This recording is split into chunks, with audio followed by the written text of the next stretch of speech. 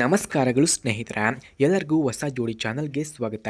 ಸ್ನೇಹಿತರ, ಇವತ್ತು ನಾನು ನಿಮ್ಮ ಮುಂದೆ ತಂದಿರುವಂತಹ ಪ್ರೊಫೈಲ್ ಬಳ್ಳಾರಿಯ ಬಳಿ ಇರುವಂತಹ ಒಂದು ಮಧ್ಯಮ ವರ್ಗದ ಕುಟುಂಬದಲ್ಲಿ ಹುಟ್ಟಿ ಬೆಳೆದ BA ಪದವೀಧರೆ ಆದ ಶ್ರೀಲಕ್ಷ್ಮಿಯವರ ಪ್ರೊಫೈಲನ್ನು ಇವತ್ತು ತಂದಿದ್ದೇನೆ.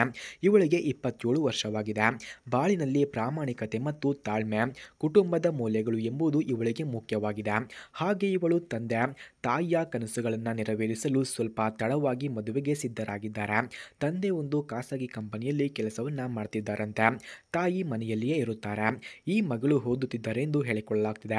ಶಾಂತ ಸ್ವಭಾವದವಳು, ಅಡುಗೆ ಮನೆ ಕೆಲಸಗಳಲ್ಲಿ ತೊಡಗಿಸಿಕೊಂಡವರು ಎಂದು ಕೂಡ ಹೇಳಲಾಗ್ತಿದೆ. ಹಾಗೆ ಸ್ನೇಹಿತರೆ, ಯಾರಿಗಾದರೂ ಇವರ ಫೋನ್ ನಂಬರ್ ಅಥವಾ ಅಡ್ರೆಸ್ ಬೇಕಾಗಿದ್ದರೆ ಮೊದಲು ನಮ್ಮ ಚಾನಲನ್ನು ಸಬ್ಸ್ಕ್ರೈಬ್ ಮಾಡಿಕೊಳ್ಳಿ.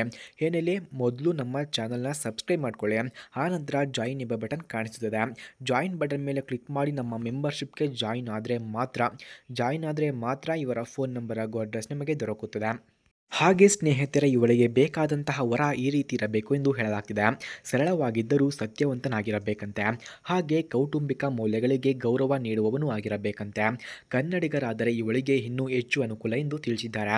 ಹಾಗೆ ವಯಸ್ಸು 28ರಿಂದ 32 ನಡುವೆ ಇದ್ದರೆ ಸರಿ ಹೋಗುತ್ತದಂತೆ. ಊರಿನಲ್ಲಿ ಅಥವಾ ನಗರದಲ್ಲಿ ನೆಲೆಯಾದರೂ ಪರವಾಗಿಲ್ಲ ಎಂದು ತಿಳಿಸಿದ್ದಾರೆ. ಹಾಗೆ ಸ್ನೇಹಿತರೆ, ಇವಳ ಕನಸುಗಳನ್ನು ನಾವು ನೋಡೋದಾದ್ರೆ, ಗಂಡನೊಂದಿಗೆ ಮನಸ್ಸಿನಿಂದ ಮಾತುಕತೆ ಮಾಡಬೇಕು. ಹಾಗೆ ಮನೆಯವರ ಆಶೀರ್ವಾದದಿಂದ ಸಂತೋಷದ ಜೀವನವನ್ನು ಸಾಗಿಸಬೇಕು. ಕೆಲಸ ಮಾಡುವ ಹೆಣ್ಣು, ಆದರೆ ಮದುವೆಯ ನಂತರವೂ ಸುಲಭವಾಗಿ ಅಡ್ಜಸ್ಟ್ ಆಗಬಲ್ಲವಳು ಎಂದು ಕೂಡ ಹೇಳಲಾಗ್ತಿದೆ. ಹಾಗೆ ಇವಳನ್ನು ನೋಡಿದ್ರೆ ಒಂದು ನಗುವಲ್ಲಿ ಎಲ್ಲವನ್ನ ಹೇಳಿಬಿಡ್ತಾಳೆ.